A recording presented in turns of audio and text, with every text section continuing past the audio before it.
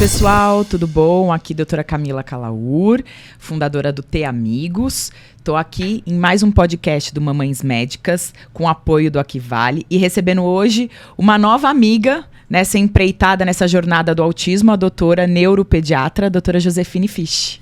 Isso aí, obrigado Camila, Mamães Médicas, Aquivale pelo convite. É sempre bom estar junto para conversar sobre um assunto tão importante, né, como o transtorno do espectro do autismo, ainda mais com quem tem ali, né, vivência na pele no dia a dia. Quem é mamãe sente exatamente o que as outras mamães passam. Eu acho que o grande desafio hoje nosso é conseguir falar em 30 minutos. Então, esse vai ser um desafio bem grande. A gente Chamaram aqui... duas pessoas que gostam de falar para ter tempo limitado, mas vamos lá. Então, assim, a gente conversou bastante antes de vir aqui para a gente tentar, dentro desse universo gigantesco do transtorno do espectro autista, pontuar o que seria importante. E eu acho que veio muito até dos últimos posts, dos últimos temas que a gente tem visto aí na mídia digital. A gente tem visto bastante falar a respeito do que o Ministério da Saúde lançou, um post falando sobre o diagnóstico do autismo só aos 3 anos, sobre as mudanças que vieram na carteirinha de vacinação da nova edição, que veio sem o MChat. Então a gente vai focar um pouquinho nisso nesse 30 minutos. Eu vou começar contando um pouquinho da minha história. É importante, né? Saber você como mãe, como médica, o que te chamou a atenção? O que você percebeu ali no seu menino e falou, gente, tem alguma coisa aqui, aquela pulguinha atrás na orelha? Então, foi bem isso, né? O meu primeiro filho teve um desenvolvimento basicamente normal. Eu acompanhava, assim, na carteirinha dele, né? Então, o momento de sentar, né? O momento de começar a engatinhar, o momento de começar a balbuciar as primeiras palavras. E ele vinha num desenvolvimento normal. E ele estacionou ali por volta de 1 ano e 8, 1 ano e 10, né? Principalmente no quesito fala, no quesito comunicação. Ele falava 3 palavrinhas e parou por ali. E eu tinha uma situação bem específica na minha casa, porque eu tive um filho e logo com 6 meses eu engravidei de novo. Então eu tinha quase que gêmeos ali para fazer uma comparação. E de repente eu percebi que o meu filho mais velho, de quase 2 anos de idade, não falava, e o mais novo, de 1 aninho, já falava. E aquilo foi a minha primeira pulga atrás da orelha. Mesmo sendo médica, mesmo o marido sendo médico, aquilo nos chamou a atenção, mas num primeiro momento a gente escutava, eu acho que todo mundo escuta, mas é o tempo dele, espera mais um pouco. Eu fui atrás da escola para saber como que era o comportamento dele na escola. E, é uma criança ótima, é uma criança super boazinha. Aparentemente todo mundo tinha um olhar dele normal. Mas aquilo me incomodava. Eu acho que o sexto sentido de mãe já bateu ali. Eu costumo dizer que mãe é especialista no seu filho. Então, é uma coisa que a gente, como médico, a gente tem que valorizar muito, tem que receber com muito acolhimento essa pulga atrás da orelha da mãe. Eu acredito que tu deve ter comentado isso com muita gente, com outros colegas e é isso que eu ia tirar a dúvida, assim. Primeiro, né? Você é neuropediatra. Então, na grande maioria das vezes, a busca da mãe vai ser o pediatra. Sim. Né? Porque é o que está acompanhando ali o desenvolvimento. E aí, muitas vezes, eu acho que os pediatras, eles... não sei se eles têm medo, exatamente o que acontece, que talvez eles retardam esse caminho até o especialista. E a gente sabe que também tem uma dificuldade do especialista, né? A gente tem menos neuropediatras disponíveis no mercado do que pediatras. Mas... quando a mãe tá com essa pulguinha atrás da orelha, quando ela chega em você, quais que são as principais queixas? É igual a minha? Olha, ele não tá falando, ou tem outras coisas que chamam a atenção? Então, geralmente, eu costumo dizer que eu nunca sou a primeira porta, né? Que você falou, primeiro a família vai atrás do pediatra, ou alguém na família chamou a atenção, às vezes nem necessariamente o pai e a mãe. Então, o que geralmente chega? Ele não está conseguindo falar, igual você falou, ele não está evoluindo nas palavras, ele manteve aquele mesmo vocabulário ali fixo, ou tem dificuldade, fala, mas tem dificuldade para se comunicar. Isso é muito comum. Às vezes o paciente chega, principalmente uma família que ainda não está muito atenta ali. Que a gente chamaria de fala não funcional, exatamente. Né? Então, não, ele fala, Josefine. Eu digo, ele fala o quê? Não, ele fala os números, ele fala as letras, ele fala au, miau. Falei, tá bom, mas ele pede água? Ele consegue comunicar que ele está incomodado com alguma coisa? Então, não é só falar. Falar, né? Até papagaio fala, gente. Sim. Mas é comunicar. É a comunicação que é importante. Então, às vezes, até uma criança que, né, consegue falar várias palavras, mas ela não consegue construir uma frase com sentido, né? Que isso é importante, né? Muito que importante. Eu acho que o ponto principal que a gente focou hoje, né? Então, quais seriam os critérios diagnósticos para o autismo? E aí, é bem isso, não é a fala, é a comunicação que vai estar comprometida. Exatamente. São 2 pontos cruciais, né?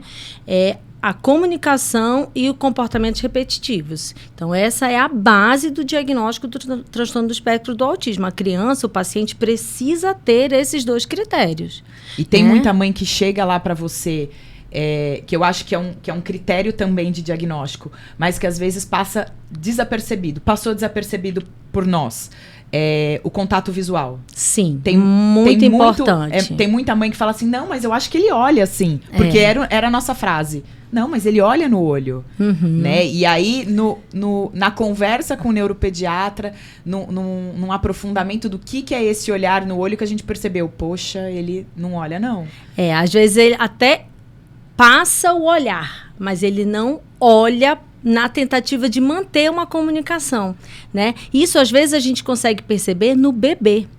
Então, tem muitos sinais que a gente consegue perceber no bebezinho ainda, gente. Então, se a gente for pensar ali, o contato visual é a primeira forma de comunicação daquela criança. Então, a mãe está amamentando, o bebê vai olhar para a mãe. Vai buscar o olhar da mãe. Vai buscar o olhar da mãe. Então, se é um bebezinho, né, pequeno, às vezes até 1 mês, 2 meses, 4 meses, 6 meses, que ele prefere fixar o olhar num objeto do que na mãe, no pai, num outro ser humano, tem que ficar de olho. Acende aí esse sinal, né, sabe? Não tira a pulga de trás da orelha e vai atrás, né? O sorriso social, por exemplo, também é que também vem do olhar, né? Também vem do olhar. Para começar, o sorrisinho da criança, ele primeiro tem que olhar para ter essa resposta. É a imitação, que é outra característica que vai estar diminuída no transtorno do espectro do autismo, né? Claro que com o tempo eles vão, e a intervenção vai aprender a imitação, mas não é uma coisa que vem natural. Né? Então, o sorriso social é isso. A criança faz o contato visual e aí ela sorri. Ela repete, ela reproduz o que ela está vendo. Tanto que é o que você falou, né? Eu acho que é um critério para a gente fazer o diagnóstico e é uma das habilidades mais importantes que tem que ser desenvolvidas. Hoje, o meu filho é um adolescente de 12 anos e a gente ainda tem muita dificuldade de imitação. E imitação a gente usa para tudo na vida. Exatamente. Né? Desde do aprender a escrever, né? O aprender a ler, mas principalmente para o social, né? Que tem essa questão também, esse critério da sociabilização, né? Que falam que o autista vive no mundo dele, que a gente odeia esse termo. Não vive, né? gente. Mas ele tem essa dificuldade das regras sociais. Na verdade, de entender essas regras. Né? Quem vive no seu mundo é quem não quer saber do mundo do outro. Então, quem não está querendo saber informações sobre o transtorno do espectro do autismo é que está vivendo no seu próprio mundo. Tá hora de acordar aí.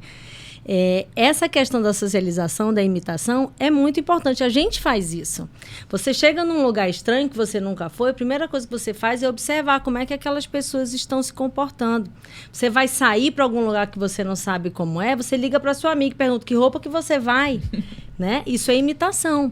Então, a pessoa que tem um transtorno do espectro do autismo, ele tem essa dificuldade de perceber essas nuances e, né, compartilhar aquele comportamento. Então, ele vai ter um comportamento que é próprio dele, às vezes. E acho que é isso que as pessoas, às vezes, acham que é meio esquisito, meio diferente. E é diferente mesmo, porque todo mundo é diferente, não tem ninguém igual. E, às vezes, para eles, por não seguir essas regras básicas da sociedade, eles podem parecer que estão à parte, né? Exatamente. É aquela velha história. Ainda mais hoje a gente num mundo digital, onde todo mundo quer curtidas, quer que todo mundo veja foto e tal.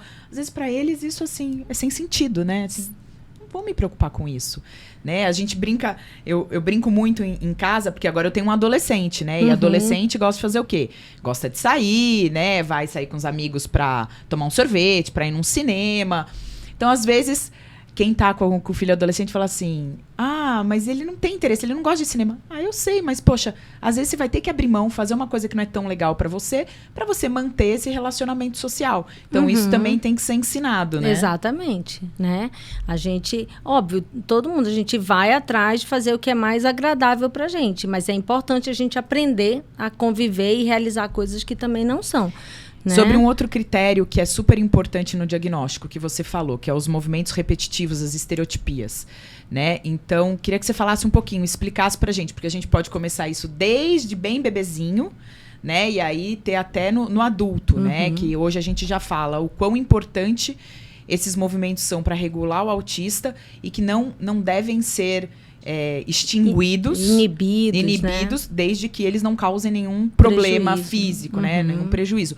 Mas como que a gente pode notar isso lá no comecinho? Então, esses movimentos repetitivos, né? Ou as estereotipias, pode ter variados. E às vezes eles variam ao longo do tempo na mesma pessoa também. Né? Não é porque começou, sei lá, com palminha que vai bater palminha o resto da vida. Ou assim, ou balançando a mão, enfim. Ou tampando os ouvidos, às vezes, por conta de uma questão sensorial também. Mas esse comportamento repetitivo, ele vai se manifestar tanto em movimentos quanto em interesses. Né? Então, esses movimentos, por exemplo, se a criança, a pessoa autista, porque tem adulto autista também, gente. Autista cresce, não fica bebezinho o resto da vida, não. Se essa pessoa faz algum tipo de movimento para se regular, por exemplo, tem vários pacientes que corre para lá e para cá, para lá e para cá, para lá e para cá, para se regular. Tem alguma coisa ali incomodando e ele faz esse movimento, né? Ou movimentos com as mãos, ou faz algum barulho. Então, isso é para buscar um conforto. E se a gente for extrapolar para os neurotípicos, a gente também se regula de alguma forma. Vou falar que eu tô aqui balançando a perna desde que a gente começou. Tem gente que balança a perna, tem gente que fuma, tem gente que bebe, tem gente que gira o cabelo. E aí vai ter gente que rói a unha. Então, são comportamentos naturais do ser humano. Exatamente. Só que no transtorno do espectro do autismo, eles acabam uma intensidade maior. Né? Por quê? Porque eles se desregulam com muito mais facilidade. Então, assim, para aquela mãe, recém-mãe, primeiro filho, ou às vezes segundo filho, né? Porque nenhum filho é igual ao outro, né? Você é mãe de três, você sabe... Cada e a gente um conversou, de um né? jeito. Tem um que é bem mais velho do que os outros dois. Então, a gente esquece tudo, Exatamente. né? A gente esquece como foi a gestação, esquece como foi o parto e esquece esse olhar. Então, assim, para aquela mãe que tem que olhar para o seu filho, assim, quais seriam esses critérios, os mais importantes para fazer um diagnóstico? O que ela precisa, vamos resumir aqui, o que ela precisa olhar no filho para saber, assim, não, isso aqui não está acontecendo, eu vou procurar o pediatra ou o neuropediatra, o que eu preciso olhar? Resume aí pra gente. Então, como eu falei para Camila, cada mãe é especialista no seu filho. Então, a Camila falou uma outra frase muito importante que a gente escuta e quase parte meu coração. Não, vamos esperar. Cada criança tem seu tempo. Verdade, gente. Cada criança tem seu tempo. Mas todas as crianças têm um tempo pré-determinado para alcançar aqueles comportamentos, aquele objetivo. Chama Marcos do Neurodesenvolvimento. Todas as crianças do mundo devem alcançar esses marcos no mesmo período. Esse é o tempo deles. Cada um vai ter seu tempo. Às vezes mais cedo, um pouquinho depois, mas vai estar sempre nessa média, né? As mães, vocês têm em casa, lá naquela cadernetinha que vocês acreditam que é só do pediatra, mas que não é. A caderneta é do seu filho. Então, você, tanto quanto o pediatra, pode manipular e marcar naquela cadernetinha. Eu amo quando chega a caderneta marcada. Grifada, Nossa, adoro. Aproveita stickers, adesivo, coloca lá e leia tudo mesmo. E se você não tem na internet, gente, bota no Google lá que encontra. Tá? Então, na caderneta de vacinação, não sei se consegue aparecer isso aqui. Eles vão bem? colocar lá na tela depois.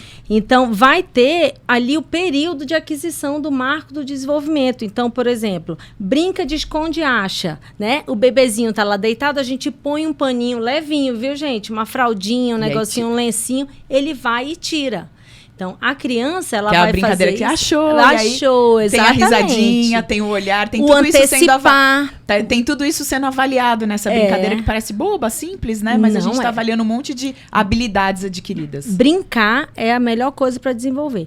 Então, e tem a antecipação também. Então, a criança já sabe, às vezes, até que você vai botar aquele paninho. E aí ele tira. Isso aí ele pode fazer desde o início do 6º mês até o fim do 9º. Mas se terminou o 9º e ele não está fazendo, acorda. Tem alguma coisa aí errada. Então, tem que ficar sempre atento. Né? Não necessariamente vai ser um transtorno do neurodesenvolvimento. Às vezes, essa criança está sendo pouco estimulada.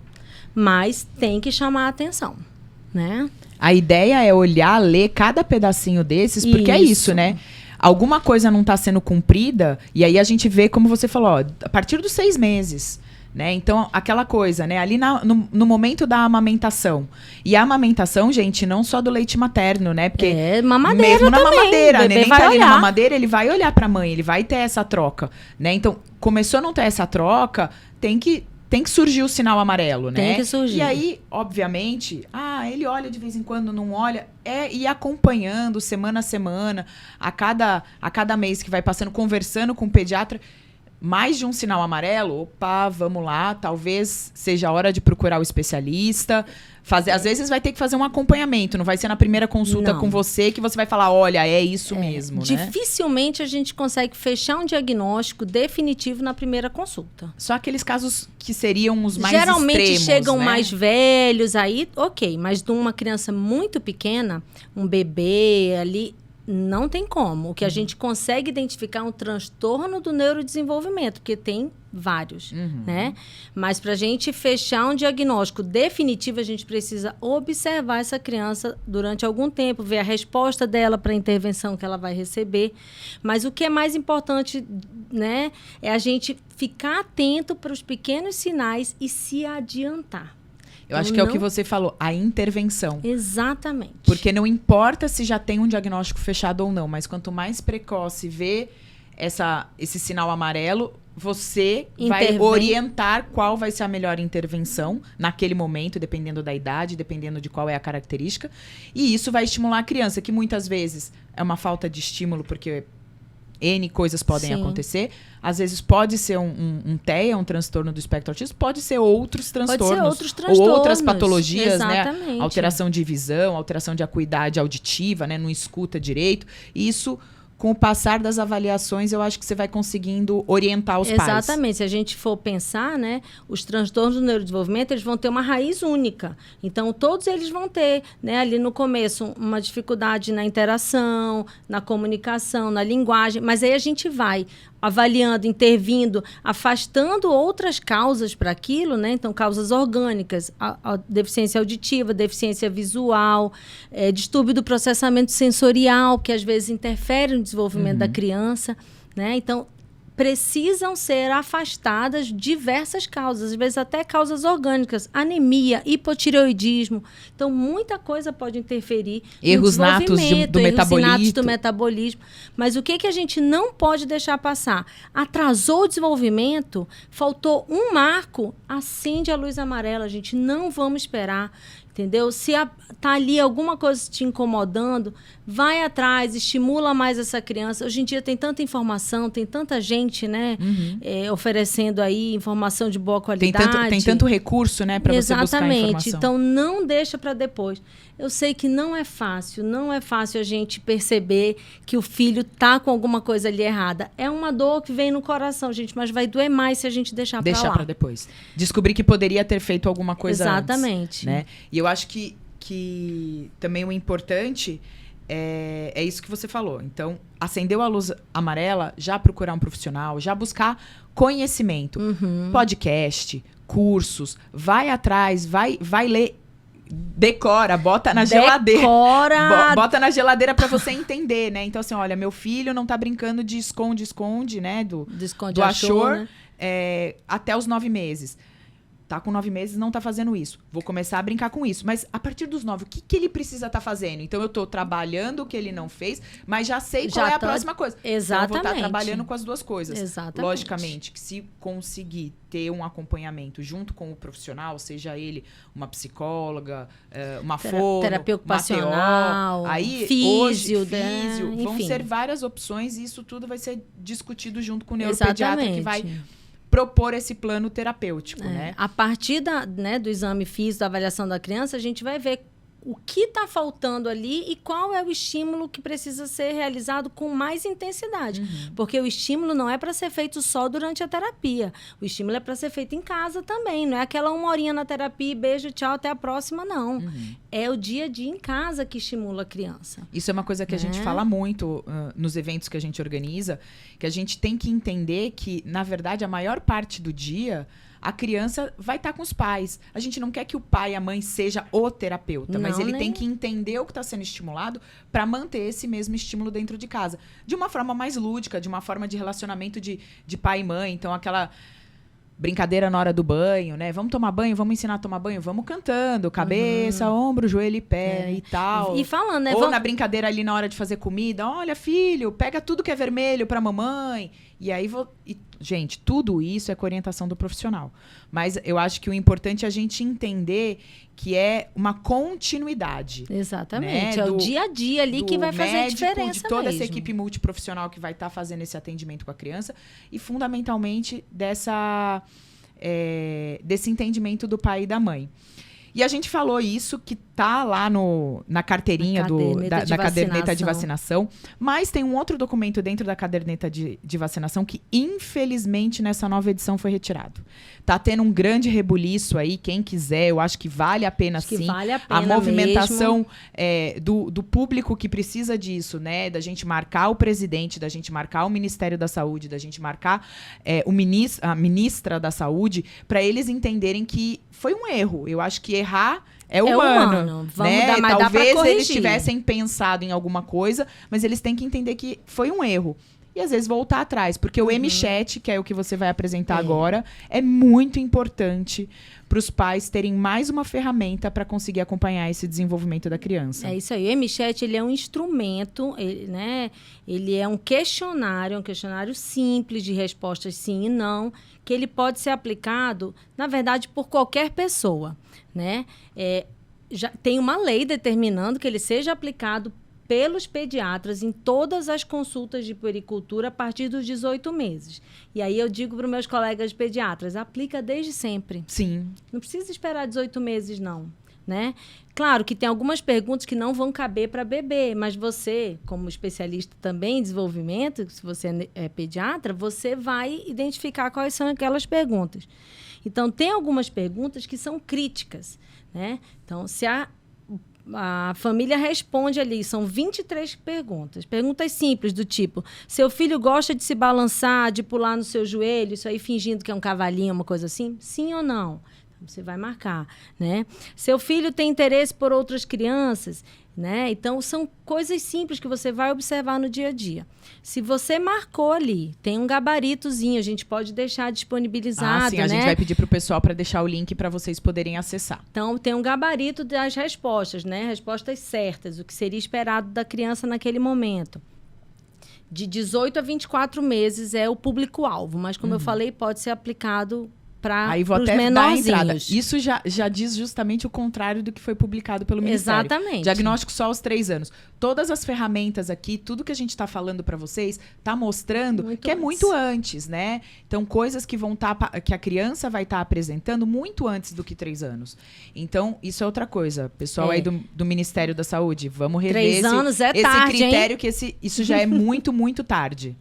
A gente pode, há 3 anos pode até ser um diagnóstico definitivo, mas um diagnóstico de suspeição, iniciar a intervenção, não, gente. É no dia que percebeu que tem alguma coisa que não está caminhando certo.